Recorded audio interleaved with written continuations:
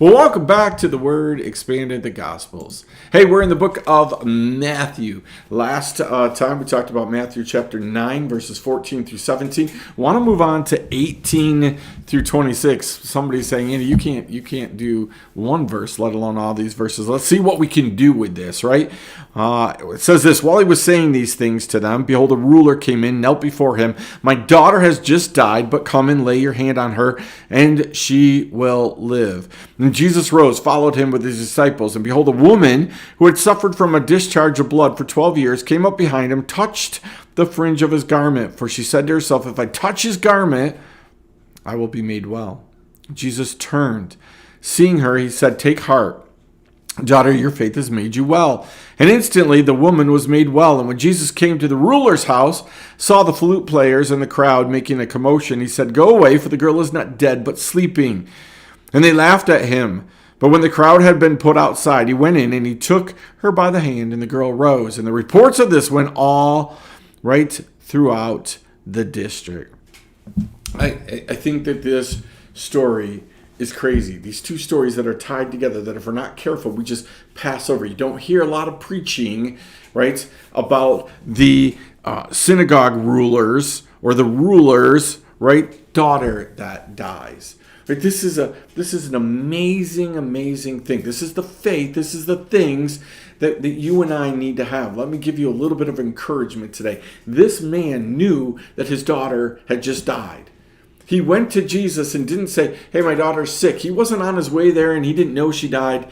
It says he knew. He says to Jesus, my daughter just died. But you, right, you can make her live. You can come, lay your hand on her, and she will live. Amazing. The first thing that I want to encourage you with is that we have this. You know that there are a lot of things that have been declared dead in your life. By you, by other people, right? Things that just died. Maybe a ministry just died. Maybe a relationship just died. Maybe, right, a workplace thing just died. But whatever it is, something just died. Maybe somebody literally just died. But do you know that you have a Savior? Do you know that you have a Lord who you can go to and say, Jesus, this just died, but if you lay your hand on it, right, it will come alive. It can come back to life.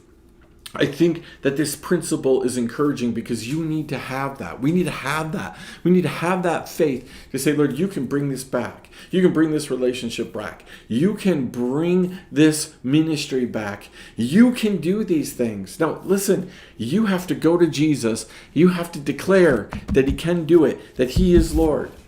But this is not a name it, claim it thing where you just get to declare anything you want and God has to do it. No. What we believe is that Jesus can do it. It's not can he do it? It's will he choose to do it? See, and God has the bigger picture in hand. And he knows what's coming and what's going to happen. He knows that, hey, maybe I can give you this job back, but then you'd miss out on this job. I can restore this relationship, but then you'd miss out on this. I can fix this, but then you'd miss out on this. There are times where he's going to say, I can do it. I'm glad that you think I can. I'm glad that you want me to do it, but I'm not going to do it for your benefit. You have to approach Jesus with that in mind. He can do it, but will he do it? But there are times also where Jesus says, I'm just waiting for you to do it. Come to me, ask me, and I will restore all things. All throughout the Old Testament. Come back to me, Israel. Come back and I will restore all things. I will do it. Not only can I do it, but I will do it. We've got to ask, though. We got to go to Jesus. We can't just stand and say, God, you got to do it. You got to do it. I'm going to stand here, throw a fit. You come to me and you do this. No, this guy went to Jesus. Can you imagine the craziness of that? His daughter had just died, people all around, right? And he leaves them and he goes and finds Jesus. Hey, come back to my house. In the midst of this, a woman who's been struggling for years and years and years and years, bleeding, 12 years, gets healed because she thinks, if I can just touch his garment, I'll be healed. What great faith. What incredible, incredible faith that both of these people had. They knew without a single doubt, Jesus can fix this. Jesus can do this. I just have to get to Jesus. Listen, most of us sit around and we just want Jesus to come to us. Jesus just got to come here and fix it. Jesus, if you had been here, just like Mary and Martha, right? Just like Martha said to Jesus, if you had been there, my brother wouldn't have died. True statement? Maybe. Jesus had already declared this happened for the faith of the disciples and for other people. So it would happen no matter what. Jesus declared this happened because I need you guys to see this. So there are times where we just sit back and we just have decided, hey, God, you got to do this. I demand that you do this. No, we got to go to Jesus. We got to go to where Jesus is because it shows intent. That shows lordship. He is not our servant. He's not our slave. We are his servants. We are his children. We come to him. Now, listen, there are times, just like with parenting, that Jesus comes to us. He knows that we don't have the strength, the energy, the ability. He comes and he finds us. He seeks us out, right? But there are also times where he wants us to seek him out and to find him.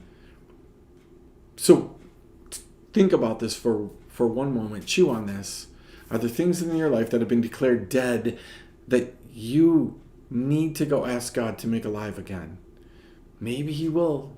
Maybe he won't. But the ask is so important. It's still important. Ask him to bring it back to life. Lord, please will you do this for me? I know you can, but will you do it? And then maybe sometimes there are things that have been broken for a long time. Maybe there's things that we've just struggled with this sin forever and ever and ever. And maybe we need to have the mindset of, if I could just get closer to Jesus, if I could just get close to him and touch him, then I'm going to be healed. Those are amazing faiths. Are you drawing near to Jesus so he can draw near to you? Doesn't mean he's going to make everything perfect. Doesn't mean he's going to fix everything. Sometimes he's going to look you right in the eyes and say, I can do this, but I'm not going to for your sake. But sometimes he's going to look at you and say, I can and I will. What do you want? What do you want me to do? Ask me. Those are great moments. Chew on that. We'll see you next time right here. The Word Expanded, the Gospels.